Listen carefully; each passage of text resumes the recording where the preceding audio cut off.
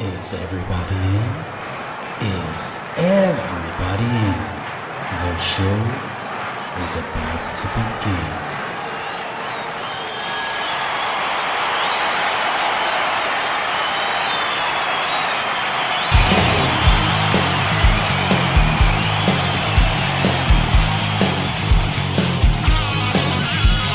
Welcome to the podcast, concerts that made us, interviews and stories, tales from the bus. We love taking you back to when it all went down. The greatest live shows and that cheering crowd sound. It's concerts that made us, concertsthatmadeus.com.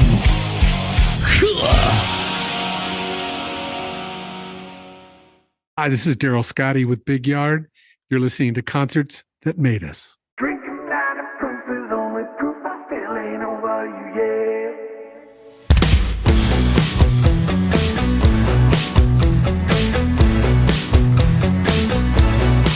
Well, you know, when I'm through, maybe you hear I could stand on my own again. Don't believe what they say, 'cause drinking down the proof is only proof I still ain't over you yet. I've been trying for months to keep from falling apart, picking up the pieces of a broken man's heart. I ain't blaming no one for digging deeper down this hole. Empty heart and whiskey bottles wanna rob me of the soul. Waking up to put one down is killing me, baby, it's true. Drinking out of proof is only proof I still ain't over. Yeah, I'm through.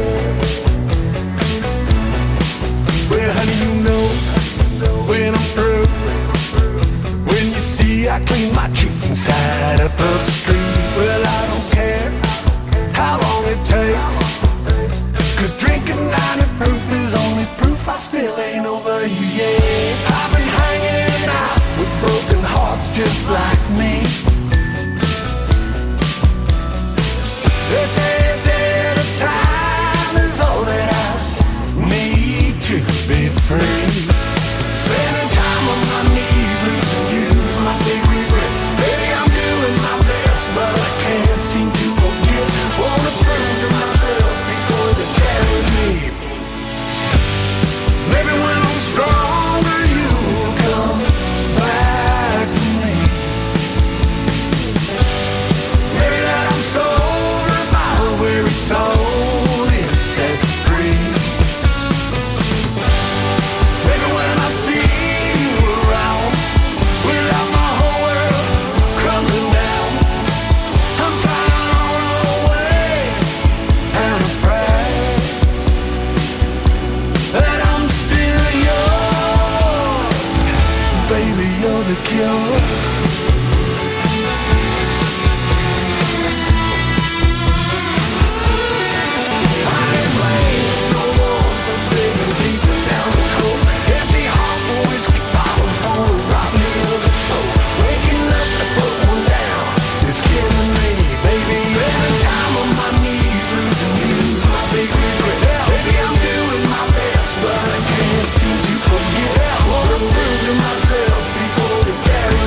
Baby, it's true.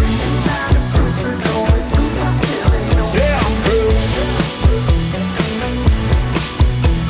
'Cause drinking out of proof is only proof I still ain't over you yet. Yeah, I'm through. 'Cause drinking out of proof is only proof I still ain't over you yet. Yeah, I'm through. 'Cause drinking out of proof is only proof I still ain't over you yet. Darryl Scotti, you're very welcome to Concerts That Made Us. Oh, man, Brian, thank you so much, man. Just a pleasure to be here with you. And of course, you know, we're across the pond from one another. So modern technology has just kind of, you know, brought us together. Brothers from different mothers. I like it. It's fantastic to have you now. I'm really looking forward to diving into your your past, your present, your future. It's going to be a great conversation now. So, speaking of the past, you have a pretty interesting history when it comes to music. Before retiring from the road in the early 80s, you were a pretty successful guitarist. Can you tell us a bit more about that time in your life? Yeah, thank you. I appreciate that. I had a fun ride. I didn't really understand the industry as I've understood it over the last 3 or 4 decades. But guitar was something. I mean, I appreciate your compliment there, but guitar was really something that I did. So I guess from the very beginning, to get the attention of women or girls, girlfriends. I was drawn to it because I grew up in an area, and I had seen Joe Walsh and guys like Phil Keaggy when I was a kid playing, and I had friends in school that were great guitar players. One of my good friends went off to play with 38 Special, and so guitar became something. And I had a younger brother that was an incredibly talented musician, could pick up just about any instrument, but I could sing, and I started writing early, and I just loved to perform and engage, and so started playing with bands, doing talent shows. Things happened. Got a high school band, went on the road, and it broke up in the middle of a tour. I was broke, sitting in a town that I didn't know anybody with, except met a friend. And he let me stay on his couch for a few days till my agent called me and said that Spiral Staircase, a group that had a hit in '69 called More Today, I love you more today than yesterday. And I had heard the song. I thought it was Chicago because it had horns in it, but I heard the song and didn't know the band very well. But I took a leap of faith, didn't have any money, rubbed a couple nickels together, flew to Sarasota, Florida, got there. 2 other guitar players were in the room that were guitarists. I felt more of myself as an entertainer, and I was the band leader and kind of had a business sense. But I got up on stage. They asked me if I could sing, and I at the time, my band, I wasn't the lead singer, but I did sing, and so I started a hit at the time, which was top 40. I'm going to date myself right now for all you listeners. That's okay. I wear it on my sleeve. And it was Long Train Running by the Doobie Brothers, who I eventually met. I eventually met Pat, and I sang the song. It was just a solo audition, and both the other guitar players were, like I said, they were instrumentalists. They were both good players. I sat there kind of, wondering what I was going to do. Mom, now I'm in Sarasota and I'm broke. It's an experiment that's gone, dreadfully bad. And so I went back up to my room. I got the gig, and that weekend I was on tour with Spiral Staircase, and that really kind of opened my eyes. I met a lot of people and began to tour, to open for shows like with Ray Charles, and the list goes on. One of my favorites was Wayne Cochran and the CC Riders. I don't know if you ever met, Subi, Yeah. was his, right? And great big band, huge band. And just opened with a lot of acts, traveling up and down the Eastern Seaboard, and then it had its ride and its run, And I ended up going back to my hometown and put a band together, and then got a call from my father at the time, who was in California, and he wasn't feeling well, and he asked me to come out and help him, and I did.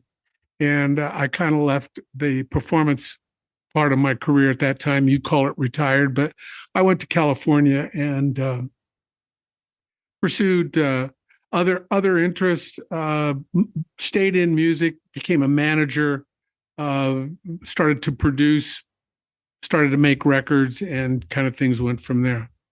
Right. What was that part like, working at that side behind the scenes more so than out on stage, performing? Great question, man. It's my story, so I'm going to stick to it. But I think it was helpful, man, because it gave me the sense of, it gave me the sense of really how things work, right? And so I met a lot of people on the business side of it, and I stayed into music and kept putting out records, and eventually started managing acts. I worked with Pete Escovedo and did booking for Sheila E. And the long list, I won't drop a bunch of names, but I started working on that level. Met Bill Graham. Anyway, I think to make the answer more poignant, I think to the point that I think would be interesting for your listeners, is that it gave me the opportunity to learn enough over the decades. Because remember, I started in vinyl, right? So I went vinyl, cassettes, eight track, man, and today I find, because I'm still developing artists and I'm putting out my CD and working with people like yourself, and the first song off the EP is doing far better than I ever thought. Our second single is just got released last week, State of Mind. But the first single, Proof, it seems to have done far better than I thought for an emerging new act, if you will. But what I've learned is I'm doing artist development, and I'm working with a young guy in his 30s that I met here in Phoenix. I live in Phoenix, Arizona, just north, in a little town called Cave Creek in North Scottsdale. But I'm working with this kid, and he's got his fingers in a lot of stuff, very creative, putting out great music, great video content, great social content.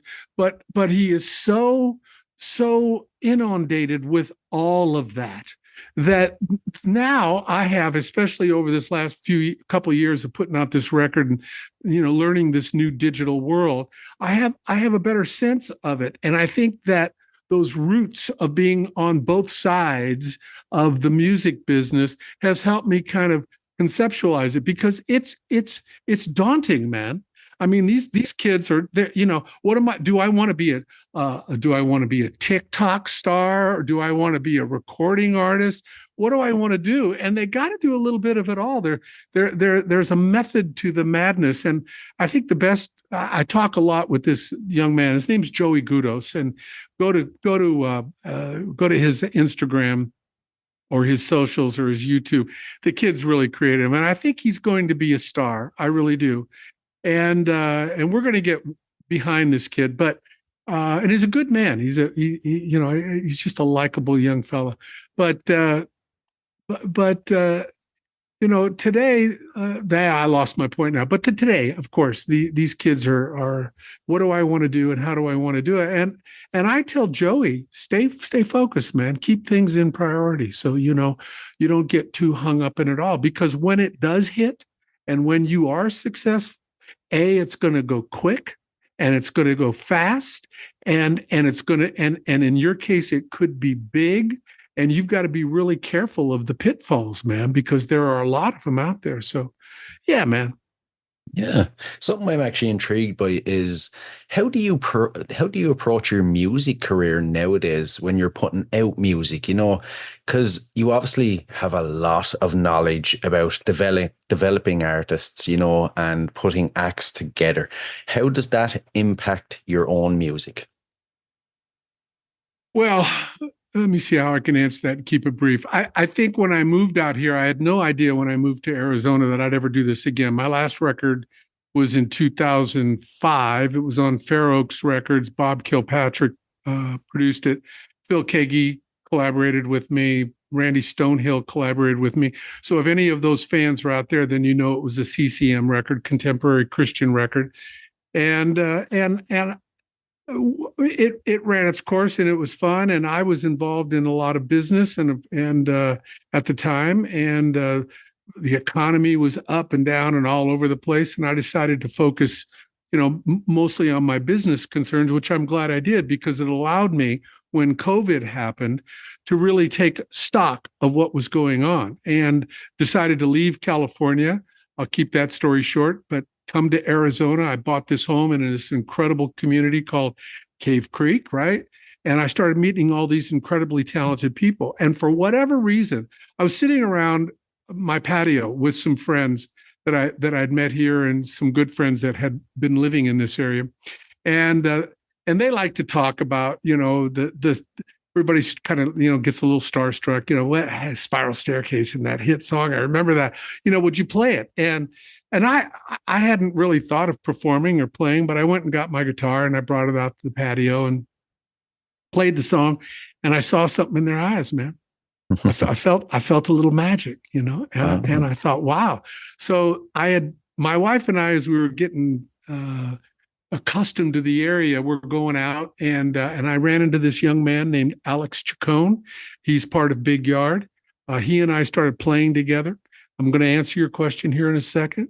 The first thing that we decided to do, and he booked a few places here in town, and I said, well, I want to go out and play. So we put a little duo together, then a trio together, then a quintet, and I started going out and playing. And I can tell, your fans that it wasn't long before, through this process of rehearsal and going out and playing, why I, was reminded very often of why I don't play in bands anymore. But not that I won't, but I just, at this point, I'm focused on other things. But so we went out and played, and I think now, to answer your question, I had some original material that we really weren't doing, that I had done in the past, and that was kind of in the past. So when we went out and I started playing, I started learning some and covering stuff. Eric Clapton, Kenny Chesney, Old Dominion, Van Morrison, some of my favorite Sting songs. And I put this show together. In fact, I did the Spiral Staircase hit, More Today Than Yesterday, for the first time really in over 30 years. I put it in my show. Man. Never did that song again after I left the band. I was so, really, I got to play that again. So at any rate, that helped me, man. And so one night I was up here and I wrote a song. It was a song that I wrote. I call it a song I wrote in 30 minutes that took me 30 years to write, because it was about my wife and our marriage and what she meant to me. Didn't get on 54th Street, the EP, that project that we're putting out now, but it will be on the next one. And that experience of learning that material, Brian, and playing some new contemporary music and some of the stuff that I had grown up with and songwriters that I admired helped me. And so when I started writing this batch, and I think I wrote about 20 songs, something like that, we narrowed it down to 6 and we produced 54th Street. So I think it was helpful to play other material. And I tell young musicians that a lot, man. Jam, play, collaborate. Yeah, it's the best way for young musicians. Jamming is the only way to actually improve. You can only do so much sitting in a room tinkering on the guitar or the drums yourself. You need to play with other people, and that's when you'll really notice how good you can be. But I'm glad you mentioned 54th Street. It's your new EP. It's coming out. When is it coming out, actually? Well, we dropped 2 singles, and now we're hashing around. I work with a company in the UK for all my marketing, PR, playlisting, radio, everything. And now we're talking about, we were on, and that second single dropped April 11. So we try to keep 6 weeks between drops. And so we're now talking end of May for our next one. And we thought maybe we would drop the EP at that point and then do a focus song on it. And we couldn't really pick, because it's a diverse project. I don't know if you've listened to the whole record or not. I sent you, off the website where you can listen to them, but there's 2 on Spotify right now. So we were thinking about that third one. And what we've decided to do, Brian, is to hold off on the EP drop a third single, just because there's so much diversity in it, and the production value and the sonic value in that record. We know that we've got something here, and we're getting presses, and the reviews are saying, you've got this nostalgic, style, which is the writing that I do, and I wear it on my sleeve, man. I'm a product of everything I've ever heard or written or read, as a matter of fact. And so, but I teamed up with some young producers, Alex Chacon and Aaron Howard, and we came up with a more of a modern twist on being able to do these songs in terms of their sonic and production value. So I think what we want to do is showcase the diversity of the record, and then EP might drop, to get to your question, probably June, end of June. Nice. And then we'll have all of the 6 songs available. And then we've already got the next record ready to go, which is called Poets and Heroes. That'll drop first. It's probably July, something like that. And then we plan on dropping singles into the, every 6 weeks or so into the first of the year. Oh, man, you have a busy year ahead. Was there any memorable moments or challenges during production of the record? Yeah. One that comes to mind is it all started up in my studio here, and working on a DAW, which I'd never worked before. Remember, I came from vinyl, right? So now I've got a DAW and I'm in the studio and I'm working on that, and I'm with Alex Chacon. We're laying down all of our basic tracks. In fact, that whiteboard behind me was our roadmap. And then we decided, we got something here, man. So we took it away from this studio. We went to a studio in Phoenix called Pyramix, and we laid down live drums. I had written some horn tracks, again, going back to the diversity of that record.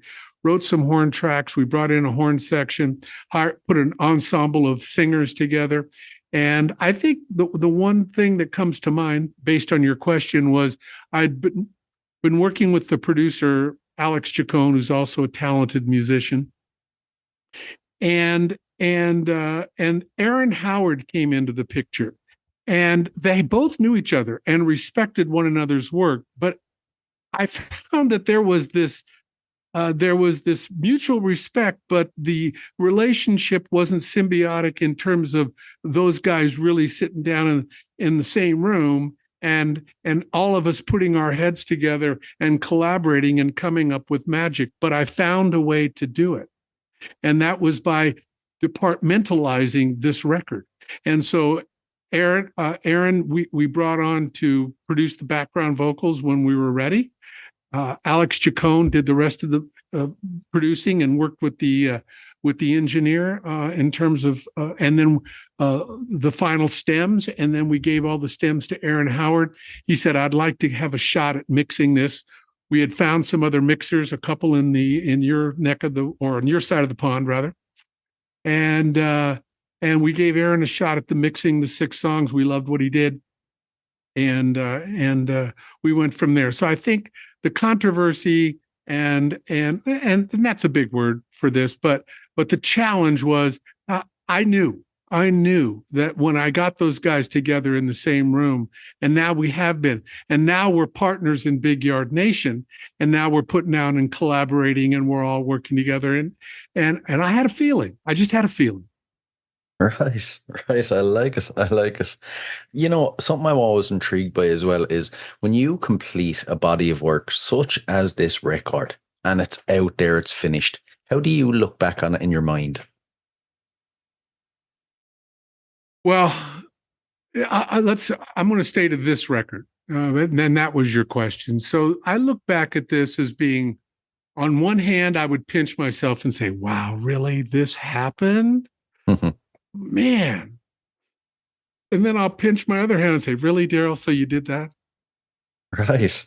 It really, I mean, so I look back at it as this experience from starting in this room with the DAW, moving through into the other studios, the collaborations with a guy like Chuck Hall and a guy like Bill Dutcher. We did some co-writing together, bringing in Carl Hagersale from Kenny Loggins' band, who did all the keyboard parts up in this studio, which are, signature. I mean, they're big parts of the song. And there was an emotional couple times in the record, particularly a song, I don't know if it'll get released as a single, but it's on 54th Street called Give It Away. It's kind of my mantra towards life. We can't keep it until we give it away, right? It's about love, and it's a beautiful song, kind of a ballad, slower tempo. But Alex did some guitar work up here before in the studio before we took it out and worked with it in this other studio. And he did a take, and I said, let's try this. And I gave him some ideas. And now I'm at the board and I'm engineering and he's playing. And so I said, do this and slow it. And then he did it. And then I said, give me something right in between the two. Third take. And he played the guitar work on Give It Away. and now we're in, going into the bridge, coming out of the bridge, going into the outro, and I'm thinking, oh man, whoa, is he going to keep going with this? Is he going to go here with this because he set that up? I mean, I'm getting a John Mayer kind of a feel from this, man. And we get to the end and he did it. And then he looked at me and he says, I think I could do that better. And I got choked up, man. And I said to him, nope, no, you're not going to do it again, because this was magical. And I got emotional, man. And yeah, it was a standout emotional time for me on that record. Oh my God. Oh my God. It sounds like pure magic, absolute magic. My goodness. Thank you, man. I suppose we better move on to some concert related questions. It is concerts that made us after all. First off, as a concert goer, what concerts have made you? Well, we probably should go back, right? I mean, in terms of, well, the very first thing that made me, which wasn't a concert, was sitting around with my family in '64 when those four lads from across the ocean went on the Ed Sullivan Show. And I knew then that that's what I wanted to do. And I can elaborate on that story. I won't, but things changed, developed and started, like I said, learning guitar and singing and, trying to emulate them, right? I was young, man. I don't even think I'm a teenager at that point. And so got into school and high school, and concerts started happening. And I was living in Akron, Ohio, which I don't know if you know much about Akron, but that's where Devo's from. That's where Chrissie Hynde is from. That's where Phil Keaggy is from. Cleveland was an area that Joe Walsh was from. Eric Carmen. I can go on, man. That's where the Rock Hall of Fame is, right? Yeah. Cleveland. So 30-mile trip, and we would go to concerts. Well, the very first concert I ever went to was something that we wanted to see. It was Jimi Hendrix, the late great Jimi Hendrix. Oh my God. And I can't tell you, Brian, I probably, from the announcement that Jimi Hendrix was coming into Cleveland, was probably, I want to go back, but it felt like forever. But from the announcement to when we could buy tickets seemed like, again, forever. So every day I thought about that. We put a group of guys together. It was about 6 or 7 of us. I had an older brother who drove. I didn't even drive at the time. And he drove us up to Cleveland. We sat in line for overnight.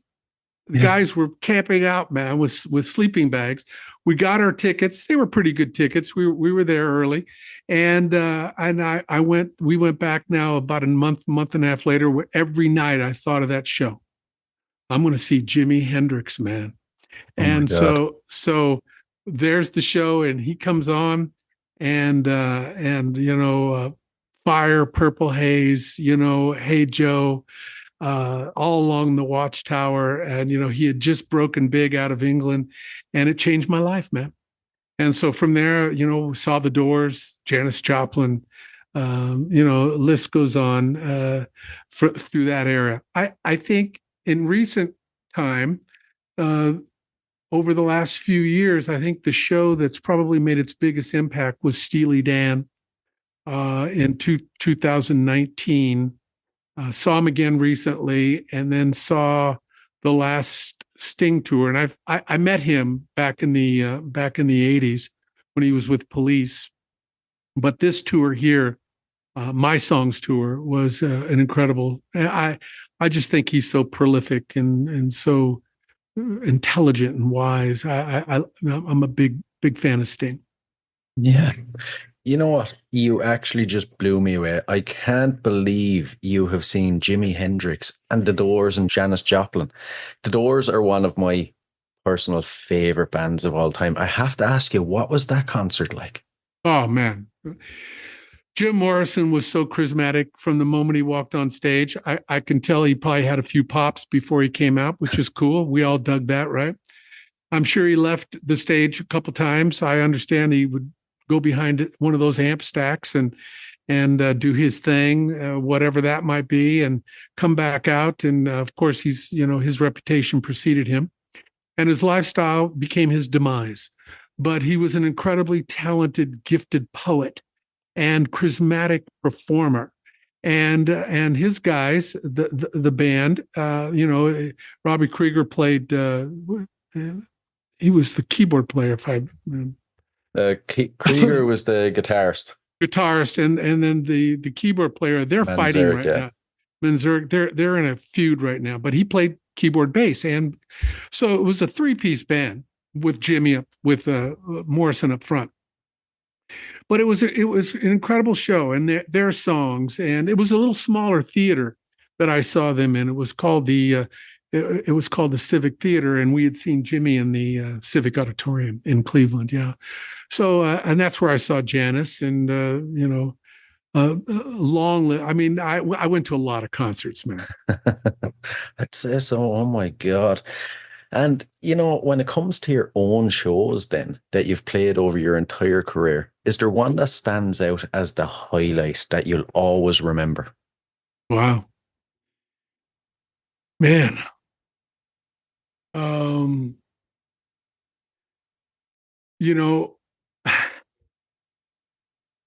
I was on tour with Staircase, there were a lot of great shows that we did. Back then, they would team us up, and we would go out and play with other bands. And I played with Billy Joe Royal and did shows with Nancy Sinatra and the Box Tops, and the list goes on there. But there was a show that we did. We had a stay at the Steel Pier in Atlantic City. And that's now Trump property, right? Right. And they had the Steel Pier had at the end of the pier a diving horse that would go up and and then dive into a pool. That's what it was that was the draw, rather. But it had a theater of about 2,000 seats, and Staircase did a stint there for I think 2 weeks, and so we did 2 shows a day, an afternoon show and then a twilight show. And on one of those days, I go back into the green room before our first show, and Ray Charles is sitting in the green room, and I'm stunned. I mean, Ray Charles, man. I mean, yeah. And here we are. We're going to do a show. We're going to go out. We're going to open this show, and we're going to bring out Ray Charles to this auditorium, man. And I got to tell you, I worked with a lot of people as a young man, and never really ever got starstruck. I got more starstruck over meeting sports celebrities. Baseball. I was a big baseball fan, but Ray Charles, man, and so yeah, he gave me the goosebumps, man. I'd say so. Oh my God. Oh my God. And, we love hearing about this. Is there a gig that you've played where, say, everything went wrong? You could say it was the worst. And how did you overcome it? Oh, man. I almost wish you hadn't asked that question, Brian. Right. I got to tell you that,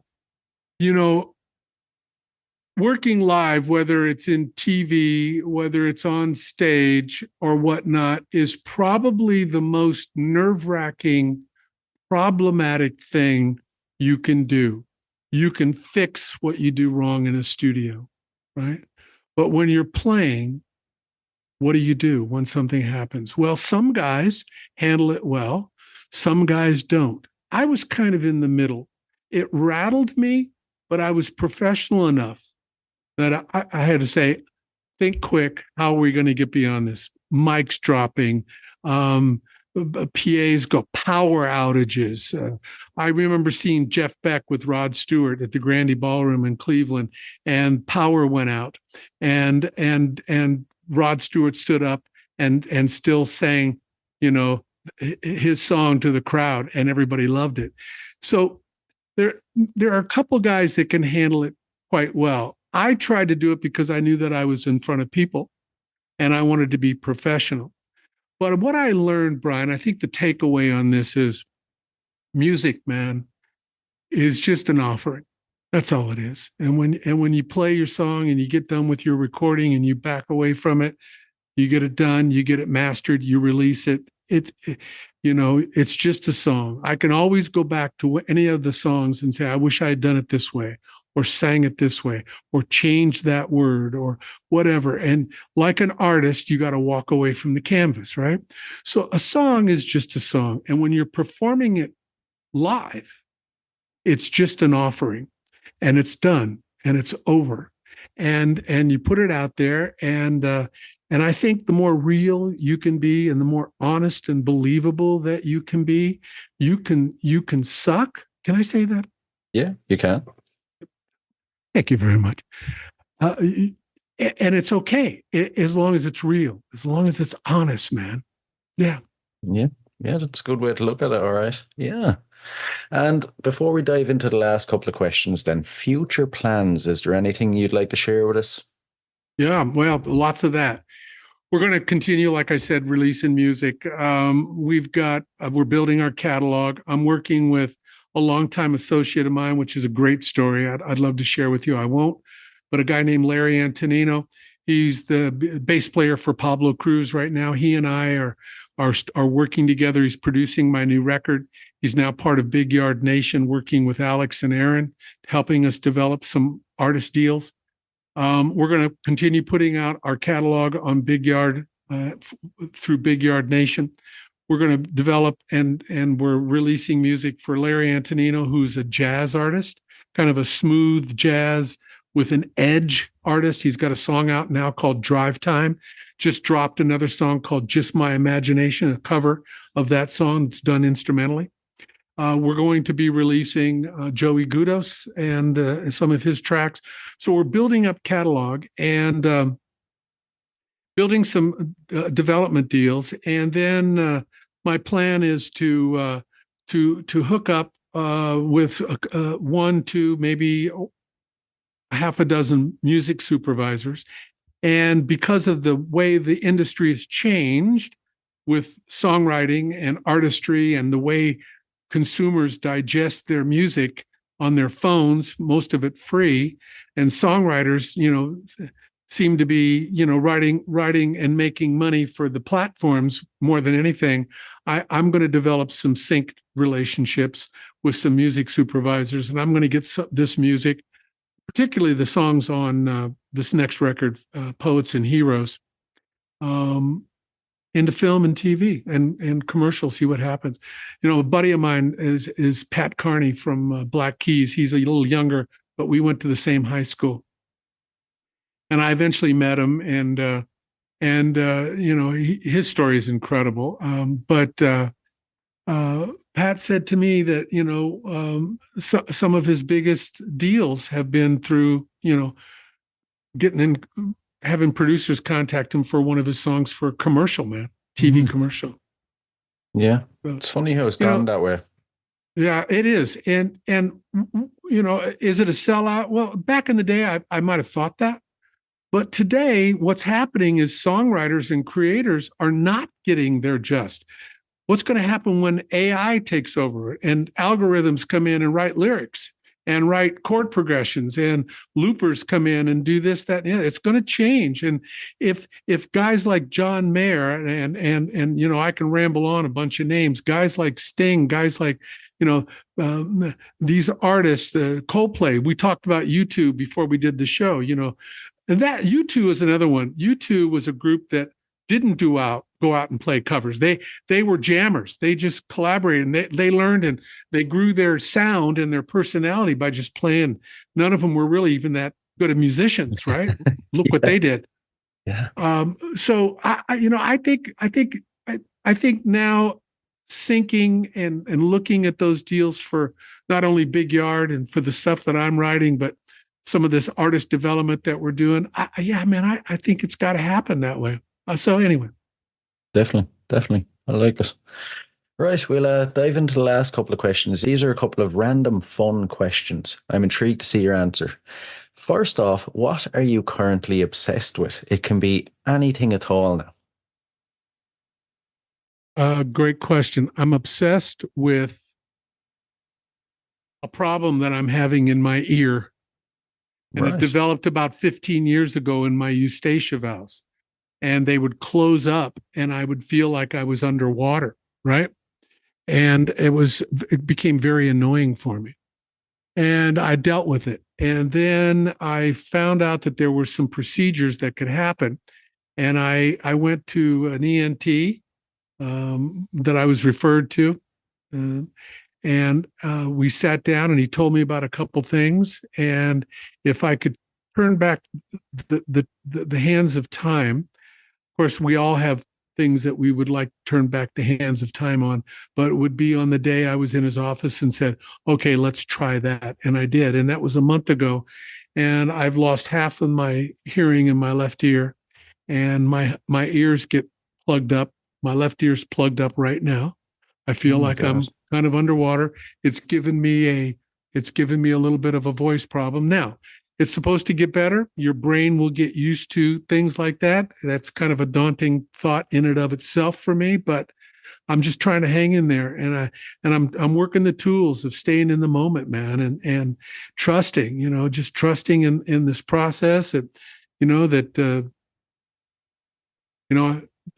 my faith is just I'm working on that, but it's working on that for me, and yeah, man. So I don't know how much more time you want to. There's probably a lot of ways I could answer that question, but that's one of the challenges I'm dealing with right now, man. My goodness, that's like, as a musician, that has to be one of the worst things. Something affecting your hearing, something damaging your hearing.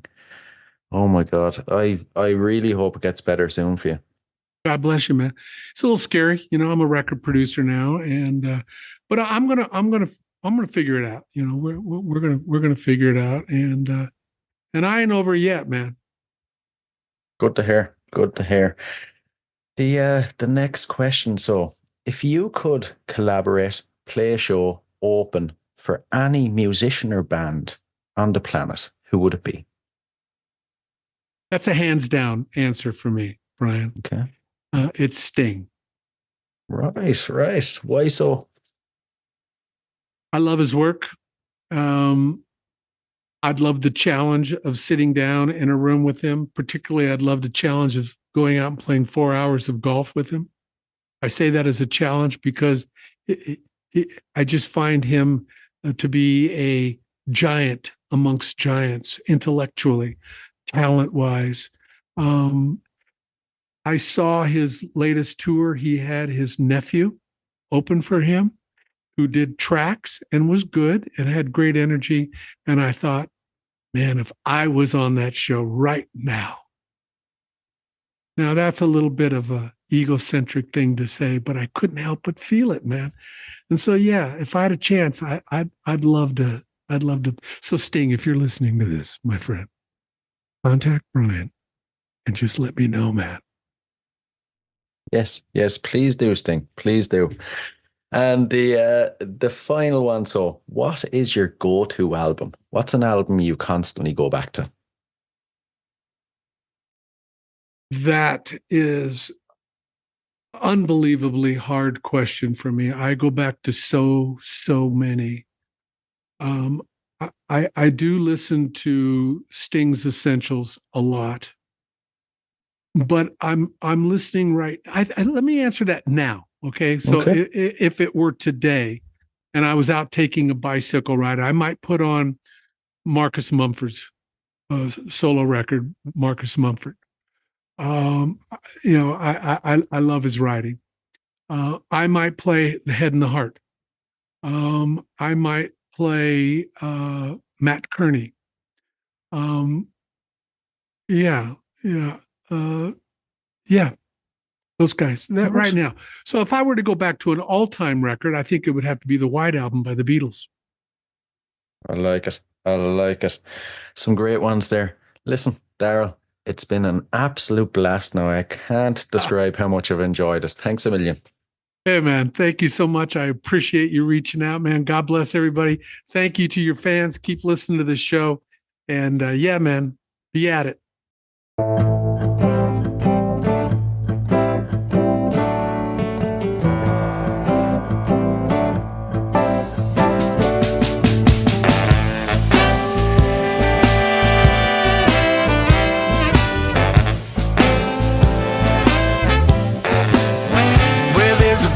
Outside of Phoenix, up in the hills northwest, where the skies roll with thunder and ancient souls have gone to rest. On the streets that I now roam, got a carefree state of mind. No bad days. I get a laid back, easy feeling. I can't explain or know why. When the sunrise and rain falls over the black mountain sky, where there ain't no way around this carefree state of mind.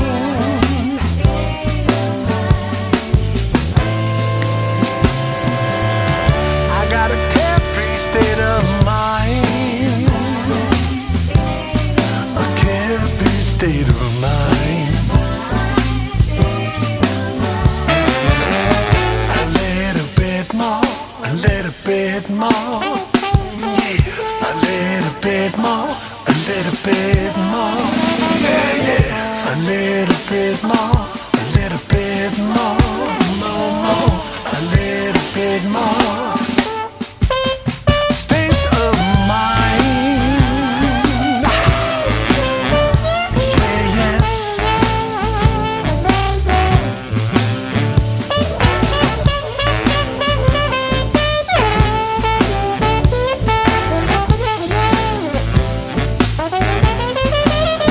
Where there ain't no doubt about this carefree state of mind.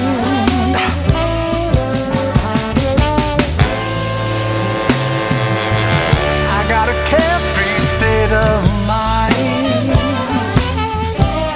A carefree state of mind. Yeah, yeah, a little bit more, a little bit more. Yeah, yeah, a little bit more, a little bit more. A little bit more, a little bit more, a little bit more. A carefree state of mind. Hey guys, I really hope you enjoyed this episode. If you did, please rate and review us on iTunes and Spotify. And if you're interested in signing up to Band Builder Academy, use the link in the show notes below and enter the code CONCERTS and you'll receive 10% off. So, until next time, keep rocking.